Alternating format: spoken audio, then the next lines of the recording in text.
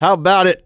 Here on a Friday, welcome into Stadium Pulse, talking college football for the next hour on the Action Sports Jacks 24/7 network. Hope everybody is feeling as good as I am now that college football is back. Look, I might want to take the first 30 seconds to put out a PSA, and I think this is going to defend me, but it's also going to defend everybody going forward. Here's the fact of the matter. If somebody on the football team that you root for does something really, really dumb, you don't have to answer for it because you're not them, right? The fact that I get 10 messages last night asking me why Jalen Carter decided to spit on another human being, I don't know, man. I'm not him. Just because I'm a Georgia fan and he went to the University of Georgia doesn't mean I have to answer for him. Are we going to talk NFL today? Absolutely not. Am I just trying to put off the inevitable of talking FSU? Potentially. Welcome in, nonetheless. We got a packed show for you today. We will unfortunately talk about FSU, and look, I mean, they deserve a ton of credit. We'll get into what their expectations should look like for the rest of the year. We'll get into Georgia. Oh my gosh, I'm over the hill about Georgia, and now that, I mean, their run game looks better than it ever has to me. It's against Marshall, but they literally went down pretty much the checklist of all of the issues that they had last year and almost looked like they purposely addressed them and called plays in order to do so, especially in that first half last week. We got Florida USF predictions and some coaching heat as well. Look, if I've never been more glad that this show has been on a Friday than I was this past week. If you guys know, hopefully, if you've been checking the pulse with us over these last couple of weeks, we are expanding to Mondays starting next Monday. We will be every Monday and Friday, 9 to 10 a.m. going forward. With Labor Day this past weekend, we decided to stay off of that and wait till next Monday. I've never been more glad that I didn't have to do a college football show in my life, because at least we've had 6 days to calm down from FSU beating Bama and you know, all of the debauchery that's come along with that. And my counterpart over there in the booth, obviously you guys know him. You love him. The guy who single-handedly ruined JU's football program. May or may not be wearing an FSU shirt right now. If this was on Monday, I might have canceled us. I might have canceled it, or I might have found a way to go into the system and permanently mute that mic. I mean, I don't know. We're going to get to FSU, I promise. I promise. I'm going to shut you down for right now just so I can get a word in, and then we'll get to the Knowles. Does that sound all right? That sounds wonderful. Okay, actually. Look, we're going to get to that. I got a couple quick hitters for everybody. We're going to get to the, everybody. We check the pulse, right, with the 5 teams: Georgia, Florida, FSU, Miami, UCF. We're going to check the pulse on all of them. That's where we spend a lot of our time. But I've got some quick hitters for you to start your Friday. All right, the first one will be Clemson and LSU. LSU is ranked 3rd in the AP poll. Really not trying to talk about the AP poll because it's too soon. I get that. You get that, right? But they are 3rd in the AP poll. LSU fans want them to be number 1 because they beat a top-ranked Clemson team, a team that a lot of people had winning the national championship. But they win that football game 17-10. Very entertaining football game. And, Dabo and Brian Kelly are going back and forth on their respective podiums, right? It starts with Dabo saying that it was, both teams didn't play well. He said we deserved a grade of a 58, and they didn't play all that well either. He gave LSU a 67, I think it was. Obviously, Brian Kelly feels some type of way about it, comes back, and I forget what he said, but he had a couple smart comments to say, and it's getting a lot of headlines. I just want to say this. Look, if I had never won a season-opening game against a big team before, I would feel some type of way about somebody saying that I performed a 67 as well. I mean, again, that was Brian Kelly's crowning of achievement of his tenure at LSU, right? That was the biggest game, the best job he's done. I mean, he's gotten smacked around in every other season opener, and he has his crowning achievement. You're going to give him a 67? I get why I'd be upset. So keep your eye on that. Tennessee might have a better quarterback now. And this is something that we talked about very briefly last Friday. Is there any chance that Aguilar's just better? Well, he looks better, a lot better. He came out against Syracuse and threw for 250 yards and 3 touchdowns.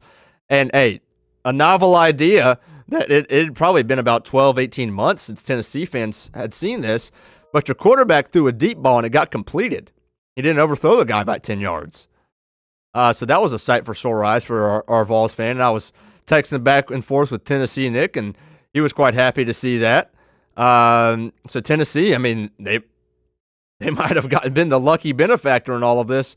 I mean, they were pretty much the talk of the offseason with Nico pretty much holding out, the college version of it, and everybody kind of feeling sorry / standing with Josh Heupel for saying, so what? Good riddance.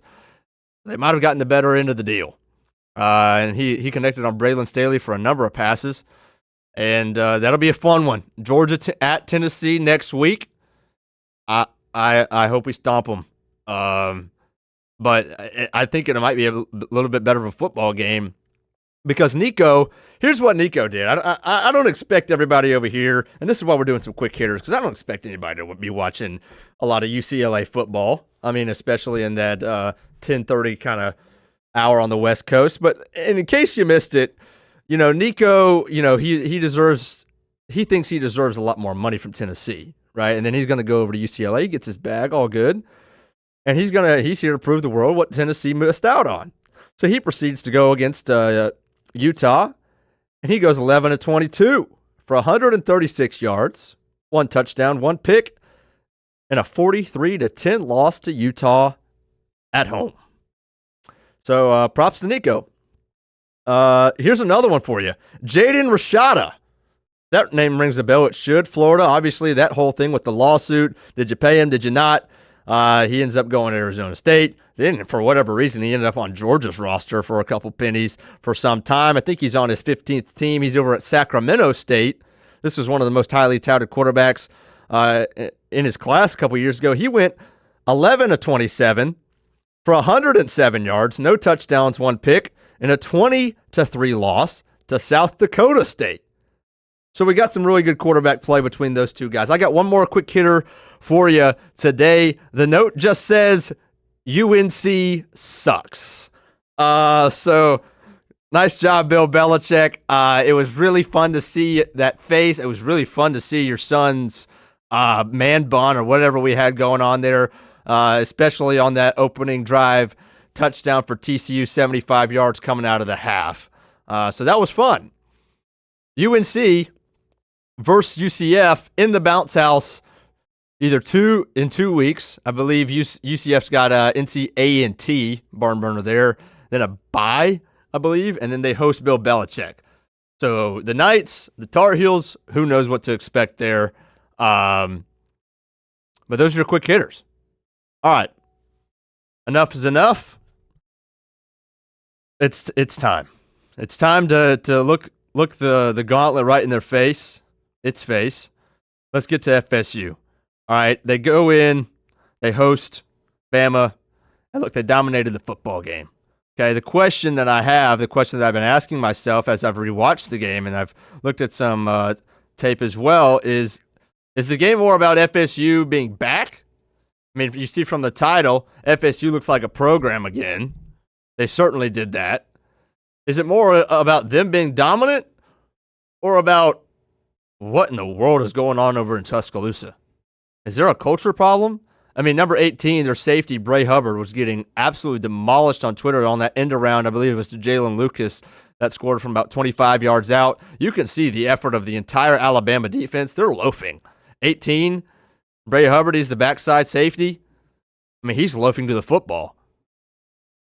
And, I mean, as I watched last night, we had 3 Alabama defenders in the same gap at times, which is like, I mean, defense 101 is, hey, let's fill every gap. Let's not have 2 guys in the same gap, much less 3, much more 3.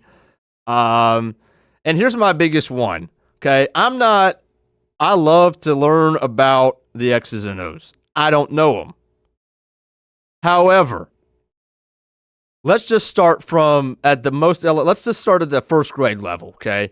If I know that I'm playing a quarterback in Thomas Castellanos that is very dynamic, can run, good on his feet, loves to scramble, loves to get out of the pocket, if I'm going to game plan for him, the very first thing that I'm going to tell my defense, as a guy who, again, not claiming to know it, but I mean, it doesn't take much to know, hey, let's maintain rush integrity here. Let's maintain our rush lanes. Let's not, as our edge defenders, run all the way, let's not banana and try to get to the quarterback that way, because what is he going to do? Step up. There's going to be 2 open gaps because both of our edge guys are running past the quarterback, and he's going to torch us on the ground. Well, you go back and watch the game over and over and over. I guess, I don't know if it's the edge guys just being like, screw this, we're losing, I'm going to get mine.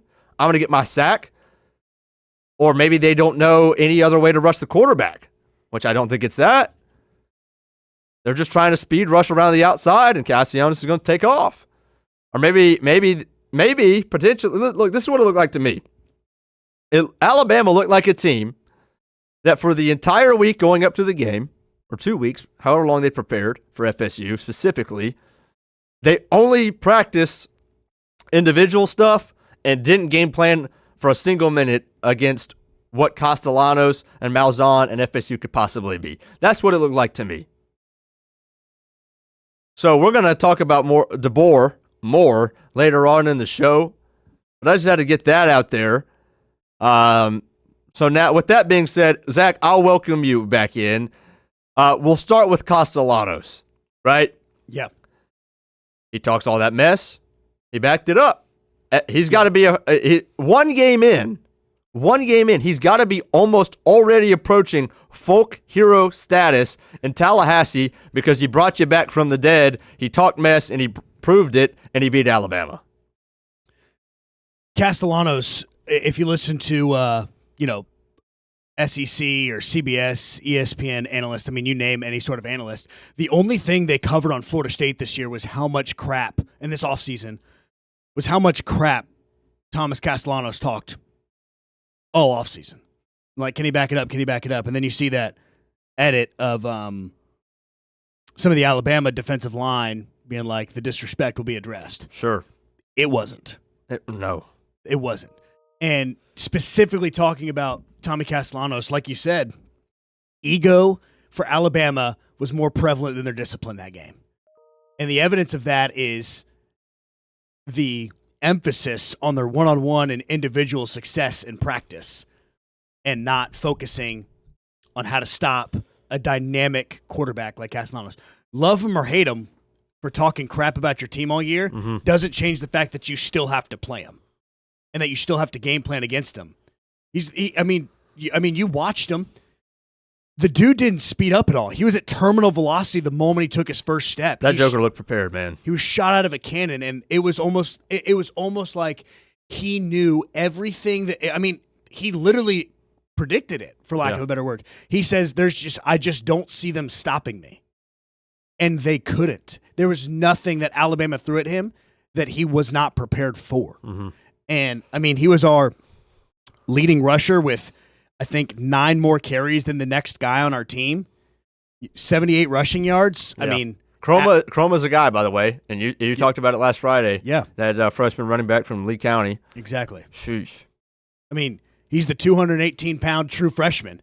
Listen to this. You're an Alabama defense, okay? You tried out on the field, and I talked about this 2 weeks ago too, how hard it was for Florida State last year with DJU to go out on defense and play, knowing that your offense is going to go out there and crap the bed because you got a linebacker at quarterback who can't play football. Now you got FSU's identity back, which we'll get to in a second. But, dude, how demoralizing does that be of a defense knowing, okay, boom, we got to the quarterback. Okay, he throws a dump route to 2 of the fastest guys in the ACC, track and field stars. Mekhi Danzy's the ACC 400-meter record holder. He just happens to wear pads in garnet and gold. Can't catch him. Okay, now they're going to hand the ball off to Gavin Sawchuk. All right, Gavin Sawchuk comes out for a break. Now you hand it off to a true freshman who's 218 pounds, who's got the most yards after carry in week 1 of college football. Yeah, you got depth. That's demoralizing to play against. And, Alabama, I think the story for them is their ego beat their discipline. I think you're right. And, again, we're going to get more on Deboer in a second. Here's my question for FSU. All right. Can they throw to win? Castellanos completes 9 balls in that football game because that's all he had to do. Yeah. Before I get to that, real quick, Malzahn's having his time in the sun on Twitter after the football game. Yep. Right? I think he said something like, feels great to – I don't know what he said. It doesn't really matter. Right? He's getting all of his props. I think one of the most tweeted things I saw during that game was Malzahn in his bag. Malzahn in his bag. He was. Yeah. Okay? But, man, does that taste like piss after watching him at UCF for 3 years. Just like, hey, maybe we should have seen that a little bit more because what were you doing? Right? This was the Malzahn. It was just the same Malzahn since Auburn. We're running jet sweeps left and right. We're running power out of it with Castellanos, right? We're rotating multiple backs. We got eye candy throughout. It's not changed. As you mentioned, it was the same with what's his name? Nick was Marshall. it Nick? Nick Marshall. I was gonna say Nick Franklin. Back at Auburn. Yeah. Where was that in Orlando? All valid point. FSU effectively, in very layman's terms, without popping the hood and looking at what's underneath, ran the triple option out of shotgun and absolutely wrecked Alabama. Here's the thing: is while we're on Malzahn, he made a career out of beating SEC teams running the triple option effectively. Pretty much. But here's the thing: is he gets figured out. His offense gets figured out. The year it didn't, the 2 years it didn't, is when he had 2 dynamic quarterbacks, Nick Marshall, who no one expected, and Cam Newton. When you have guys who can just make plays, it doesn't matter if you can figure them out or not. You have to now stop 8 or 9 individual players who, as far as depth goes, right? And that's the biggest thing. The last thing that I want to mention about Florida State as it pertains to Malzahn in the game is the biggest thing FSU got of that game, Jason, was we got our identity back. Whether you like FSU or not, that is FSU's identity. Earl Little Jr., absolute dog, flying. I think he was involved on almost every single tackle in the first drive. Are you that's insane? Florida, compared to last year, that's the most our confidence has been in all of last year combined. If you could scale it, sure. And so FSU having their running identity back. I talked about all the correlations between FSU's best years with Chris Winkie, Jameis Winston, and Devontae Freeman, Jordan Travis, and Trey Benson. Whenever we have this combination, it's insane. And the best coach for Florida State for this right now is Malzahn, a guy who's going to use our identity. And Tony White, man, props to him. Our defense is what surprised me the most that game. Holding Alabama, first drive, 55 rushing yards. The rest of the game, 3.5 quarters of football, 29. Yeah, that's pretty insane. John in the chat says Gus was sandbagging UCF. Yeah, brother, like I did in 8U when you had your 3 captains at your local rec ball league. By the way, shout out to SBA, Southside Baseball Association, presenting sponsor of Stadium Pulse. Cutter says, is 10 wins possible for FSU? Here's the thing. Okay, can they throw to win? Right? A team that's going to give FSU fits is the team that can defend the run and stop the run without putting 8 guys in the box. There's only one team in the ACC as of right now that I think can do that, and that's Clemson. Clemson's defensive line might be the best in the country. Might be the best in the country. Their front 7 might be the best in the country. I put them right there. I think it's Clemson, Ohio State, Georgia. Those are your top 3. Okay? So unless you can defend against FSU's run with 6-7 guys, gosh, I just said it again, then you're not going to be able to beat them. So who in the ACC, if I'm looking at the rest of their schedule, right, if I'm an FSU fan, here's the thing I love about college football. On this show last week, we talked about, for the last month, for what we were seeing, FSU fans, their expectation was, for the record, was I have no idea. We'll see. hopefully 6-6, like we're in a bowl game. But other than that, like, I have no idea. They went from that, and then we played one football game, and now the expectation is we're going to go 10-2 and we're going to push for the playoff. And I think you're okay with that. Like, I'm all right with that. Like, I agree. And that's what's great about college football. In one game, you went from who in the world knows to we can make the playoff this year. Yep. Because, again, who in the ACC is stopping that? If they play like that, you have Clemson and Miami. Those are the only two teams. You will run through the rest of your schedule. Correct. And then you're 10-2 at the end of the year. Correct. And if you upset one of those teams, you're in prime position to obviously go to the ACC championship. I think that should be the if there's an FSU fan putting the Noles now in the playoff, like, I don't think I have anything to say. I mean, I don't think they will. I would still say, hey, let's watch more than one football game again, because I have no idea what in the world is going on in Tuscaloosa. That was the least prepared I think that I've seen a defense in a very long time. Yep. I mean, I don't know. I have no idea what Womack's doing. And I don't know if it's not their talent. They got talent. John says they're not coming to the Swamp and winning. Let's not open that up right now. Let's not do that because we'll be here for the rest of the show. We will get to the Swamp. Here's the thing. You watched that game in Gainesville. Me? Yes. Yes, I did. Yes, you did. Yeah. You were in the Swamp. Yep. You decided, why not? Let's take somebody up on a free ticket to watch the Fighting LIU. 1 second. Nope, not coming to me. Sharks. Yes. How could you forget? Man, with the $3 logo that they got online. ChatGPT produced it in 10 seconds. Insane that you watched that game. FSU's biggest win in over a year. We watched it from the Swamp. I did. I did. Look, here's what I learned from I did not watch Florida live. I have since watched it back. Here's what's funny. This got a laugh out of me. I'm just watching the tape, and I know going in that LIU got 2 first downs in the entire football game on offense. Yep. Okay, I'm aware of that. So I watched the tape back last night, and LIU gets a first down on their second offensive play. 14 seconds into the ball game, it's 2nd and 6. We run an end around. We get a first down. And I wish I could know, man. I really wish I could know how many of those 80,000 or however many it was just thinking, holy cow, we just gave up a first down to LIU on the second play of the game, and they made it look easy. Not knowing that obviously you'd only give up one more for the rest of the contest. I thought that was awesome to see. The Sharks came out. You got to give them a lot of credit. The Sharks came out.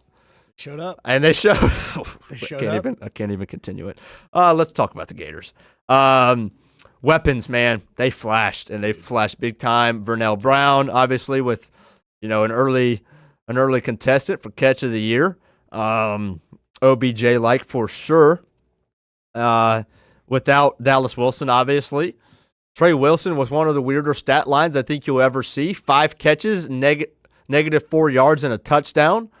So that was an interesting box score for Trey Wilson. Look, they're going to have weapons. We knew that. They look young. Mm-hmm. I'm not going to give them a ton of credit, obviously, because I think LIU's a JV kind of team. We'll see this week. We'll learn a lot. I think we'll learn a lot. Here's the other thing. I think it was obvious that they wanted to pretty much keep things really tight and really simple for DJ Lagway. Kind of kept him in the pocket, nice and easy. It looked like the stuff that was day one install to me because they knew that was plenty enough to win. They didn't need to expand the playbook any more than they did. However, we're settling for a lot of field goals against LIU. Not going to put a whole lot into that, but I'm going to point it out. Right? I think we had 3 field goal attempts in the first half. Trace Mack made the 56, missed the 40, and then missed the 44. So if we're settling for field goals against LIU 3 times in the first half with our first-team offense and Lagway at quarterback, all right, we got to pick that up a little bit. And that's what I've been saying all offseason. Hey, regardless of what they're running, how much of their offense they're showing, it might take a while for Florida's offense to perform at the level they expect to. Yeah. Right? Lagway's been out. I mean, their entire offense, it seems like, has spent time on the out of practice at some point in the last month or two. And I think that's major concern, not for this week, but definitely for week 3 when you go into the Bayou and play an LSU defense that looks like they actually have a defense for the first time in fill in the blank, right? Better than the 19. Because their defense in the 19 wasn't anything special. They just had the best offense potentially in college football history. Great. Not going to get into that debate either. But that could be really tough. Here's my other thing. Florida's schedule of any team in college football, however many there are, 120-something, in D1 college football, nobody's schedule got harder this weekend than Florida's did. And we've already made a bunch about the schedule, right? That's all the Florida fans want to talk about. And I said I don't necessarily blame them. Is it a little overplayed? Yes. But it is really hard. That being said, it just got a lot harder, or at least seems a lot harder. Why? Well, LSU, from a Florida perspective, I thought, I didn't think there's any way. I told you last week and for the last month, LSU is going to beat Florida by 2 scores, in my opinion. Okay? From a Florida perspective, though, you thought that was going to be a game, potentially one you could steal. That was until LSU wouldn't beat Clemson on the road, right? I think now you would be unrealistic to think that you're going to go in to Baton Rouge and steal that game. So there's one. LSU, they looked really good. Miami, week 4. Because of the SEC schedule, and I understand it, Florida is just skating right over Miami. At least their fan base is. When you look at that gauntlet, and it is a gauntlet, Miami is barely mentioned because of all the other games. Okay, Miami's a really good football team. I picked them to beat Notre Dame. I picked them to go to the college football playoff. You're playing on the road. On the road's not that big of a deal because Miami is Miami with their home crowds. But that's going to be a really challenging game. I'm not going to pick you to win that game. Okay, so Miami looks a lot better than Florida fans were hoping. That's another game. And then finally, obviously, FSU. For a Florida fan, they're hoping that that's a cakewalk in the last matchup of the regular season, that however bad the season has gone up until that point with the SEC schedule, that at the very least, they're going to be able to go in and beat FSU again, no problem. That's their perspective. And I think as we've learned, it doesn't take much more than one game to figure this out. That's going to be a dogfight. That's going to be a dogfight. So I don't envy it, but however many wins that Florida fans were just chalking up as wins, not so fast, right? To tribute to the Mr. Corso, like let's chill out on that because I don't think you'll be favored to beat LSU. You absolutely will not be favored to beat LSU. I don't think you'll win that football game. You're not going to be favored to win Miami. I'll be picking Miami. Where's the game against FSU? The Swamp. Okay. If I had to say right now, I'd say that's probably about an even line. I agree. Okay? I agree. That's a coin flip. And obviously it depends completely on the health of on DJ Lagway. So I don't know if obviously I'm not. If I'm a Florida fans should not be encouraged or concerned with anything they saw from their football team on Saturday. You learn nothing. Yes. You should be concerned with what you saw from other teams that are coming up on your schedule. With that being said, let's go ahead and get a break in. When we come back, I'm going to tell you why Georgia's running game is back and why I think they look better even after one game than they did at any point last year. We'll get into some Arch Manning or two. I think it was more Sark's fault than Arch's, and I'll explain that. Miami, if you beat Notre Dame, who can't you beat? We'll get down to South Florida as well. We'll have our picks for this weekend and that full slate on a week 2. And perhaps a look at an announcer who's perhaps the most polarizing of any college football announcer in today's game. We'll be back on the Action Sports Jacks 24/7 network on Stadium Pulse. Coming up tonight, we got high school football. And excited to be involved with that as well. I'll be over at Bowles. If you remember a couple weeks ago, I showed you a picture or a video of Naeem Burrows, Clemson commit, receiver for Bowles making an insane play. So I'm excited to see him tonight. We'll have all that for you on the Friday night zone blitz coming up. I believe we got a graphic for that. So that's going to be just like Red Zone. Hey, your Red Zone isn't commercial free anymore. Neither is Zone Blitz tonight. This is for the Brenton Austin Show lineup. That's coming up at 10 as well. Here we go. Friday night Zone Blitz starting at 8 o'clock. We got 4 hours of live coverage taking across Jacksonville for games of the week. Live game look-ins, instant reaction. That's coming up tonight. We'll be right back on Stadium Pulse. When it's time to get a new car for anyone in your family, just remember, nobody but Nimnick, the #1 Buick GMC dealer in Jacksonville. Get the latest price breaks on 2023 and 2024 models or the newest 2025 vehicles in the showroom on Phillips Highway or shop online at nimnickbuickgmc.com 24 hours a day. GMC Sierras, Yukons, and the redesigned Acadias, or get the all-new redesigned line with Buicks. It's nobody but Nimnick, and part of the reason why is this is a first-class buying experience here at Nimnick Buick GMC. You're not just a customer, you're a friend. This is about getting a vehicle that best fits you and getting you on the road, and also helping you and your family down the road. Nimnick has a treating you right guarantee, courtesy, respect, fairness. The most Buicks, GMCs, and Jacksonville's only Car Bravo dealer, nobody but Nimnick. Who has put in the most years and stands behind a better experience? Nobody but Nimnick. GMC. We are professional grade. Putting your needs first. It's the backbone of how First Florida Credit Union does business.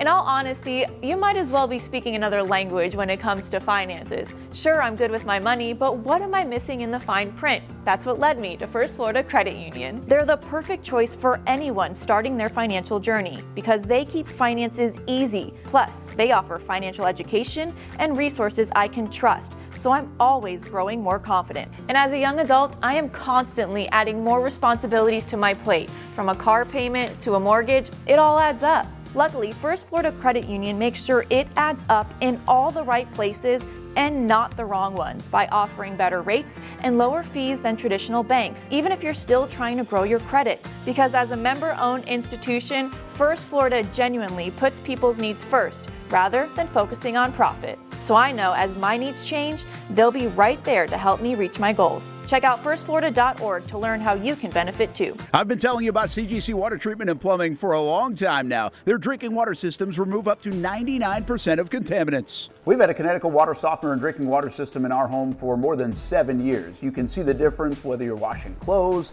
the dishes, or what I like to do most, fill this up for some coffee every morning and mostly all day. Remember, if you're not filtering your water, you are the filter.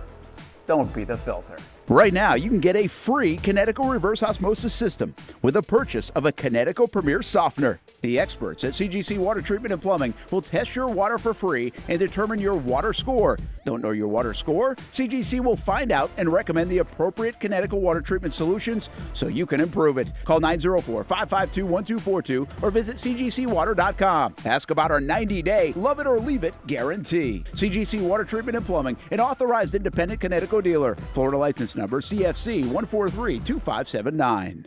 Choose your own adventure. It's not just a saying, but a way of life here at Cycles of Jacksonville.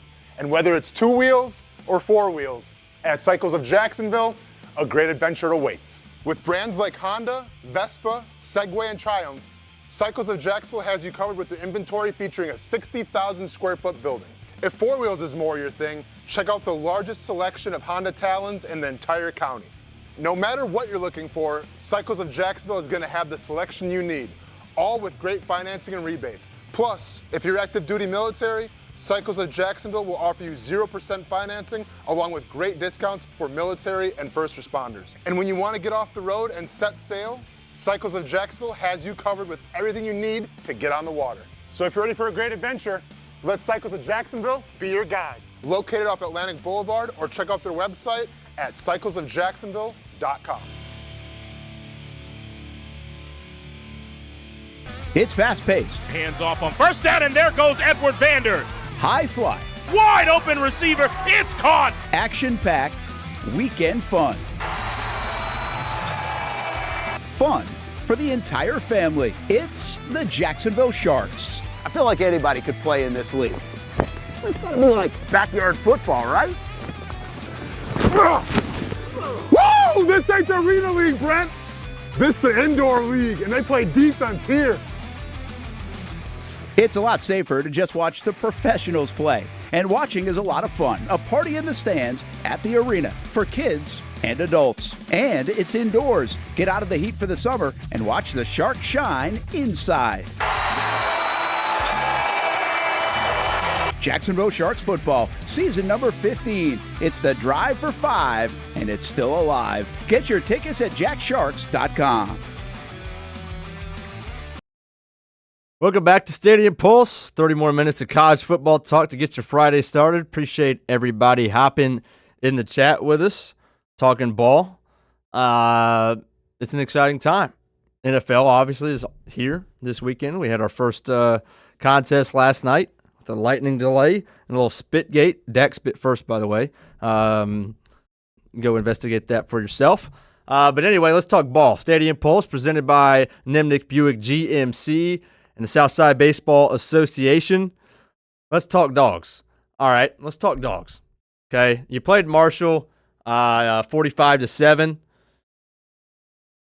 Let's go Buffs. Lindsay says go Buffs.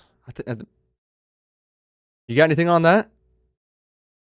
Oh, I guess he's just actually talking about Colorado. I thought he went from FSU to Colorado back to back. My bad, Glenn C. Appreciate you hopping in each and every week. All right, let's talk dogs, okay? Beat Marshall 45-7. A couple of the things that were topics of conversation all last year and all offseason. Your quarterback couldn't run, so your run game was no good, okay? Your run game was the worst it had been in years last year. You didn't have one particular guy that you trusted. And, your receivers couldn't catch. And all season, your tight ends didn't block. All last season, your tight ends didn't block all that well, right? Which is what they're known for at Georgia. Okay, and then in the first series against Marshall, they come out, they run the ball right down the field. The tight ends are blocking their butts off. Your receiver makes a play, and in the first couple of drives, Zach Branch makes a bunch of plays. He looks like an elite option out of the slot. Kobe Young made a nice play on the outside. And Gunnar Stockton has 2 rushing touchdowns. They go for it on a 4th down just to almost set the tone for the season, and they run option. When in the world have you ever seen Georgia, the Georgia Bulldogs, in the hedges run the option? Gunnar gets outside, keeps it himself, and what do you know? 3 defenders for the Thundering Herd are selling out on the running back. That play, you may say it doesn't matter. It's against Marshall. I agree. However, that play is a smaller, whatever the word is, microcosm of everything that we've been talking about. You had the guy on the edge, the outside linebacker, and the safety crashing down on the running back because what? Because all they've ever known, if they watched tape last year, if they were going to go all in, bet it all, that the running back was getting the dish. Because Carson Beck was not going to keep that football. It didn't matter if nobody was paying any attention to him. He was going to dish it. Outside of Stetson Bennett, that's what every quarterback at Georgia's ever done. And not to say that we've run the option all the time, but in any situation like that, it's going to be given to the back.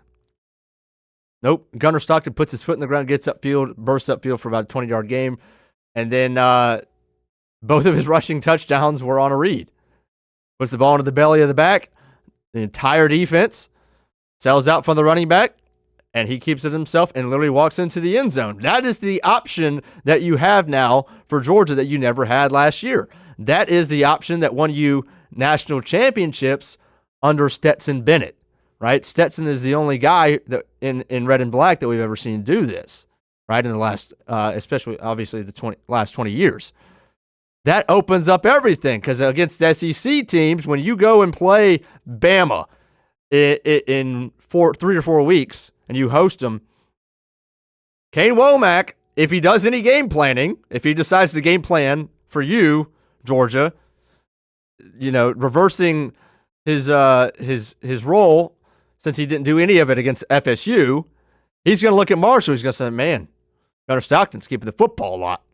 Our edge defender has has to stay right there. He cannot crash down on the running back on any give, because then we're going to leave ourselves liable to a 15-yard burst from the quarterback. Well, even if they do that and they execute it, well, then that's one less defender that your running back has to take care of, which all last year didn't happen.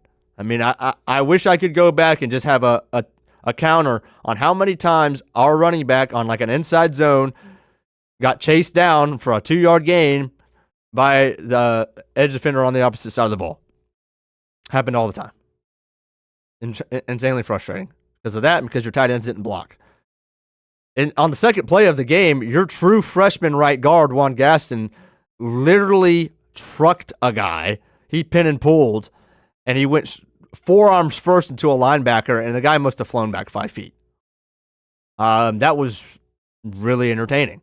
So I think Georgia run game is going to be what Georgia fans expect. I think it's what it's run the damn ball.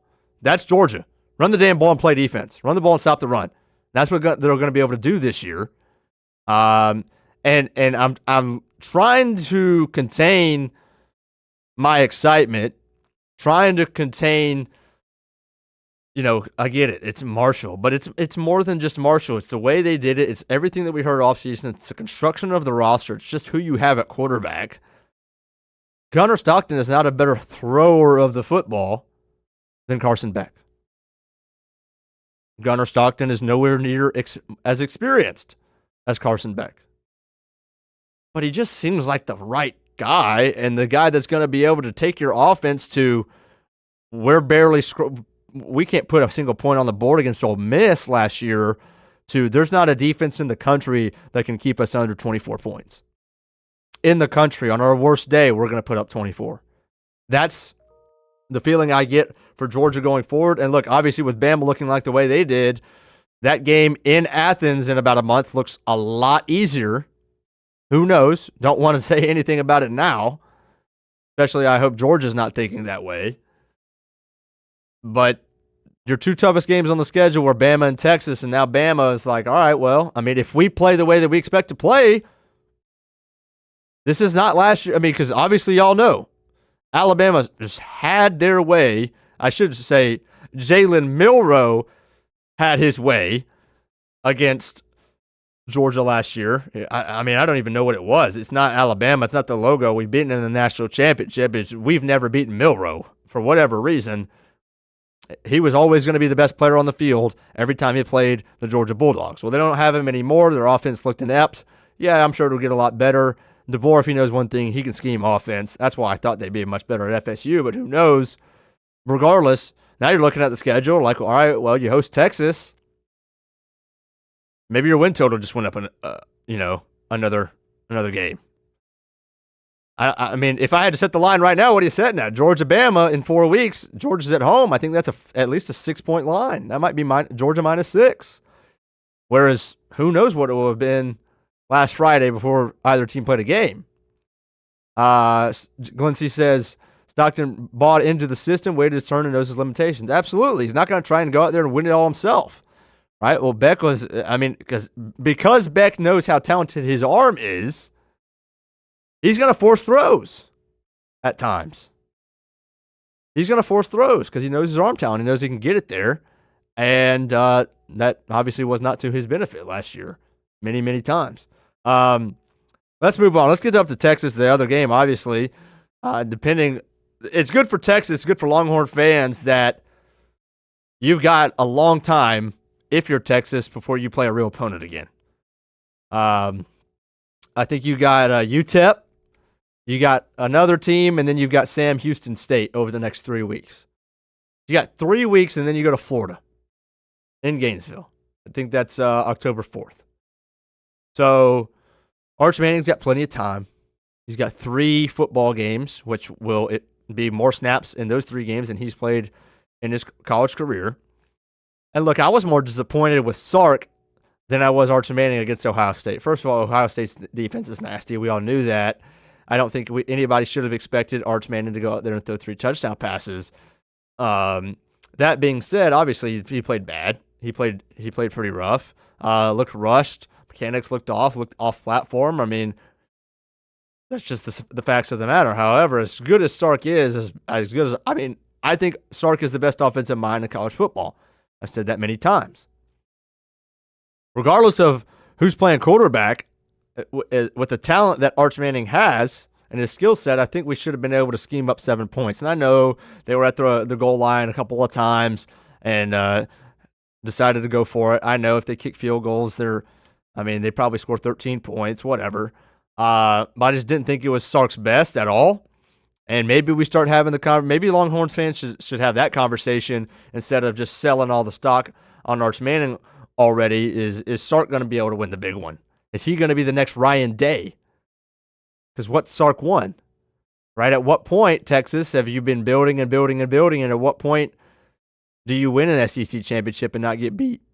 At what point do you win a national championship? Right? I mean, that kind of stuff starts with Ohio State in week 1. Are you going to be the next Brian Kelly? I don't know. I'm not saying that he is. I'm saying that's maybe the conversation that Longhorn fans should probably start having. Now, let me talk about another head coach real quick. Mario Cristobal. Okay. Miami played extremely well. They took advantage of a freshman quarterback. Hats off. I'm a fan. Again, picked them to go to the playoff. There's a video, and I'm not sure if it's been disproven yet, but I'm pretty sure it's legit. I wish I could fact check it and say it's 100%.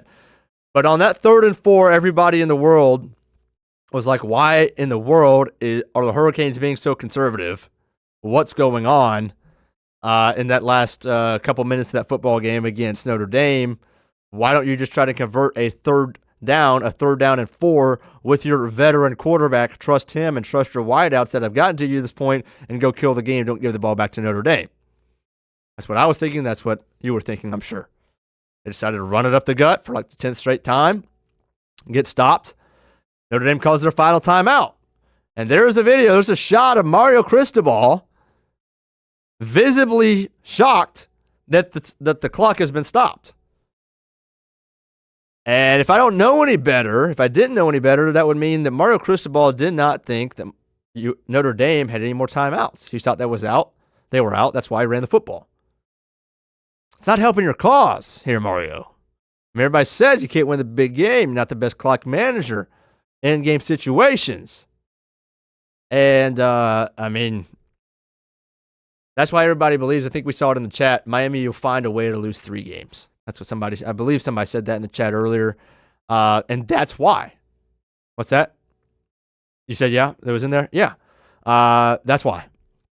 Let's get to the games this week. Because obviously, look, if there's one thing that I'm not going to do and you shouldn't be allowed to do, it's complain about the week 2 slate. We go through this every year. Week 2's the worst slate of the regular season. So what? Last 10 days ago, we were all hip-hipping and hooraying that college football was back. We got ball. Let's enjoy it. Here are the best 4 games that I think there are this weekend, and I don't think there's much debate about it. So here are just our 4 games to watch. Illinois, the Fighting Illini, -2.5 at Duke. I'm really looking forward to watching Duke. Obviously, they paid a ton of money for Darian Mensah to come over, and I think he's really, really talented. I think he could potentially be one of the best quarterbacks in college football. And they're home dogs, so that'll be a fun one to watch. Michigan, that's another guy who could potentially be one of the best college quarterbacks, is Bryce Underwood. Mm-hmm. I mean, he already looked really good in his first home start last week. And now's your real test. Brett Venables, -4.5. John Mateer, their new quarterback. I can't wait to watch him. I think he was, of all the newcomers, transfers in the SEC, this was the most talked about guy all offseason. And look, now's the time. If you're Oklahoma, you've got to win this football game. You're playing at home against an unranked Michigan. You got to win it. That being said, Michigan, you're starting to build a little bit more momentum. It doesn't matter that we're only 1 game in. This is also Michigan's first out-of-conference away game against a Power 5 team in like 8 years or something like that in regular season. Dang. So it's a new territory for them. Correct. But obviously it'll be new territory for Bryce Underwood and his second ever collegiate start. So we'll see. And then you got this one, USF at Florida, and the Gators are 17.5-point favorites. All right. At first glance, I watched USF play Boise State. Obviously, we picked them here on the show last week to beat Boise State, and they did. Seems like a lot of points. For anybody who goes after me, I'm not saying Florida's going to win this football game, or that USF is going to pull an upset here by any means. However, if we know anything about college football, we know that with young players, 17, 18, 19-year-old players, it even happens in the NFL, we have a tendency to look forward. They got LSU next week. Then they got Miami. Then down the line, they got Texas, right? Then Georgia, whatever. You can go week to week. This happens in college football. Teams get overlooked, and then you get upset. I don't believe that'll happen. I think Billy Napier, say what you will about his end game, he gets his team in the right mindset to play. Okay, and I like him for that. So 17.5 points is a lot, though. 17.5 points is a lot. I like Byron Brown. He looked like a dog against Boise State. Agreed. He's going to have a whole nother, it's a whole nother level when you're playing Florida's defensive line. I think their front seven's staunch. So we'll see. But he's not going to be the easiest guy to contain. He's going to put a couple points on the board, I would assume. I want to see how much Florida opens up the playbook. How much does DJ Lagway get out of the pocket? How much does he use his legs? Does he scramble? Or does he decide to throw it away? Right? Does he take a sack? Or does he try to extend the play and make a play downfield? That's what I'll be looking for there. And then Ole Miss at Kentucky. That's your one kind of SEC versus SEC game. So I'll be watching that as well. You got your first look really at Ole Miss's new quarterback, Austin Simmons, the lefty, and Kentucky's going to be really bad. So if you have Ole Miss on your schedule, Florida, Georgia as well, you got to watch if they're going to handle this football game. And if they don't, then go ahead and put a one in your column as well. One last question for you, Zach, as we get out of here with a couple minutes to go. Gut reaction. Who lasts longer at their program? Kalen Deboer or Bill Belichick? And go. Kalen Deboer. And why? Dude, Bill went out there and it's first game. Yeah, sure, it's your first game. You got manhandled. Dude, what? I couldn't watch the game. I asked a friend of mine, I'm like, hey, check the score for me. I'm like, what's the score? Like 27-7, something like that. And was not expecting to hear TCU with the upper hand on that. And Bill's one of the greatest defensive minds in football history. He's a genius. I mean, Tom Brady can attribute to a lot of that success, sure. But, dude, North Carolina just didn't look like they wanted to play. Same thing with Alabama. Every time North Carolina gets hit, their heads are the ones going back. That's called getting out-physicaled. Yeah. Look, so because, it couldn't be Bill. It couldn't be Bill getting fired because that buyout's insane for the first year. He wouldn't do it, right? However, Bill might decide that the hills and the mountaintops and a nice little warm cabin up there in North Carolina sounds a lot better than getting just absolutely belittled by Sonny Dykes and TCU and having to share a sideline with his son and watching him, just absolutely collapse on defense as well.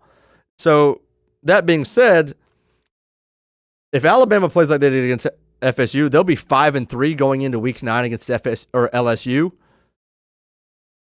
That's when that buyout really starts getting talked about. About $67 million for Bama. They won't mess around. I'm going to take DeBoer, not to be fired this year, but we might be looking at some stuff in the offseason, and maybe Bill Belichick likes the attention. He'll stick around for a few more seasons. That'll do it for today. Appreciate everybody hanging out with us on Stadium Pulse. Appreciate everybody hopping in the chat. If we could take one more look at it real quick. We got Brenton Austin Show coming up next on the Access Sports Jacks 24/7 networks. A little more on the Spitgate and Jalen Carter's nice outing. Final thoughts before the Panthers this Sunday at 1 o'clock at the bank. You'll hear from Dewey. You'll hear from Eric Armstead, and we'll get to our wagers on the weekend, a brand new September slate. Appreciate everybody hanging out with us. Have a good Friday, everybody. When it's time to get a new car for anyone in your family, just remember, nobody but Nimnick, the #1 Buick GMC dealer in Jacksonville. Get the latest price breaks on 2023 and 2024 models or the newest 2025 vehicles in the showroom on Phillips Highway, or shop online at nimnickbuickgmc.com 24 hours a day. GMC Sierras, Yukons, and the redesigned Acadias, or get the all-new redesigned line with Buicks. It's nobody but Nimnick, and part of the reason why is this is a first-class buying experience here at Nimnick Buick GMC. You're not just a customer, you're a friend. This is about getting a vehicle that best fits you and getting you on the road, and also helping you and your family down the road. Nimnick has a treating you right guarantee, courtesy, respect, fairness. And most Buicks, GMCs, and Jacksonville's only Car Bravo dealer, nobody but Nimnick. Who has put in the most years and stands behind a better experience? Nobody but Nimnick. GMC. We are professional grade. Putting your needs first. It's the backbone of how First Florida Credit Union does business. In all honesty, you might as well be speaking another language when it comes to finances. Sure, I'm good with my money, but what am I missing in the fine print? That's what led me to First Florida Credit Union. They're the perfect choice for anyone starting their financial journey because they keep finances easy. Plus, they offer financial education and resources I can trust. So I'm always growing more confident. And as a young adult, I am constantly adding more responsibilities to my plate. From a car payment to a mortgage, it all adds up. Luckily, First Florida Credit Union makes sure it adds up in all the right places and not the wrong ones by offering better rates and lower fees than traditional banks, even if you're still trying to grow your credit. Because as a member-owned institution, First Florida genuinely puts people's needs first rather than focusing on profit. So I know as my needs change, they'll be right there to help me reach my goals. Check out firstflorida.org to learn how you can benefit too. I've been telling you about CGC Water Treatment and Plumbing for a long time now. Their drinking water systems remove up to 99% of contaminants. We've had a Connecticut water softener and drinking water system in our home for more than 7 years. You can see the difference whether you're washing clothes, the dishes, or what I like to do most, fill this up for some coffee every morning and mostly all day.